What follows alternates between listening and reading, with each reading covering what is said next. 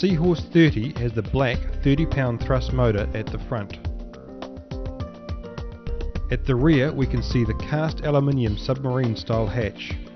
Removing this provides access to the battery compartment. Simply unscrew the key to disengage the spider inside and remove the hatch. The Seahorse 30 comes with a 9 and a 12 amp hour battery, which simply slide in and out. When reinserting the batteries, the larger 12 amp hour battery goes in first, followed by the 9 amp hour one. Either battery can be connected to either terminal inside.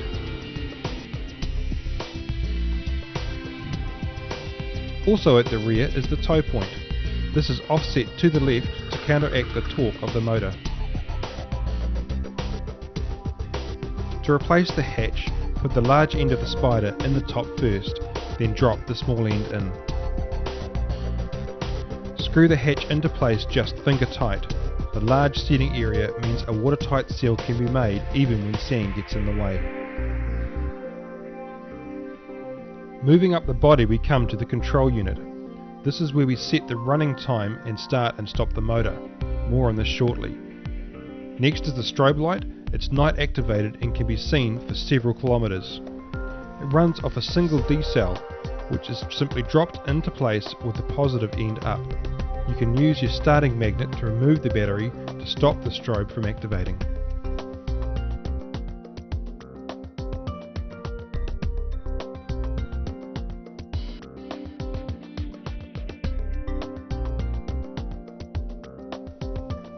The flag allows the Seahorse to be seen from a distance during the day. The pole is made from a settle rod which can bend in any direction without breaking as it goes through the surf. Seahorse's motor is protected by a strong aluminium prop guard which stops the prop from getting damaged in the shallows. At the very front is a trim tab to help steer against tidal drifts. A few clicks to the left will turn Seahorse to the left, and a few clicks to the right will turn it to the right. The body of Seahorse is made from a super tough rotor-molded polyethylene which can handle anything that you throw at it.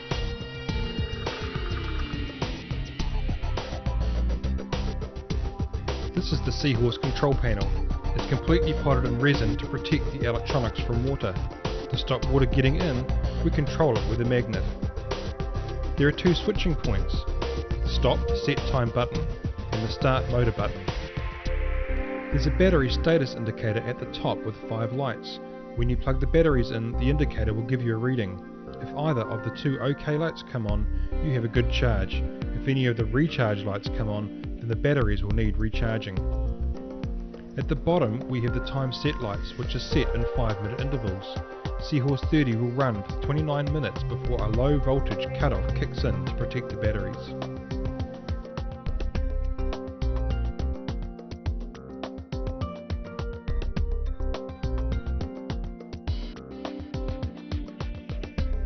The simplest way to operate the Seahorse is to simply hit the start button with the magnet. The magnet faces down with a line coming out of the bottom. Set that over the start button and all 5 lights come on and Seahorse will run for 29 minutes on a full charge.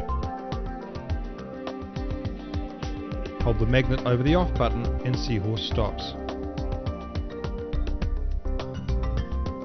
To set the time to less than 29 minutes, put the magnet over the stop position and pulse it up and down to count down the time.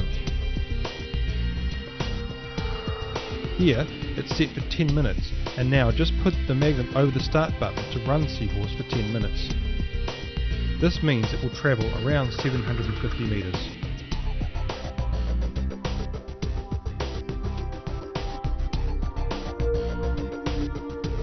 Just going over that again, put the magnet over the stop button and pulse it up and down. Let's go for 15 minutes this time. Then over the start button and Seahorse will run for 15 minutes.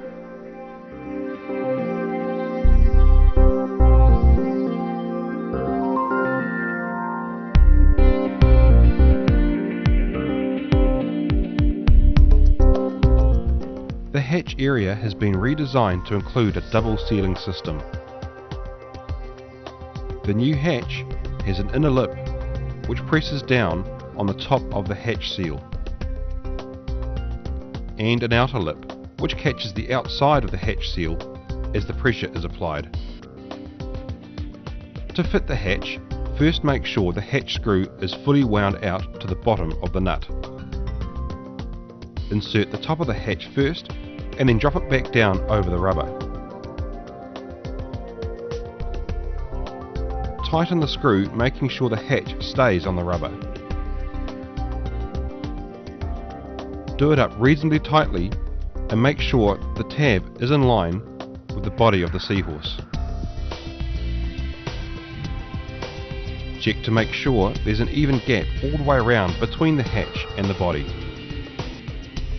Make sure you cannot see any of the hatch seal protruding from under the hatch, and you'll have a watertight seal. Areas to watch out for when fitting the new hatch include placing it too far to one side or placing it too far forward. In both cases, the hatch seal will be visible, meaning that you will not have a watertight seal. If the hatch is tightened up in either of these positions, water will be able to get into the unit.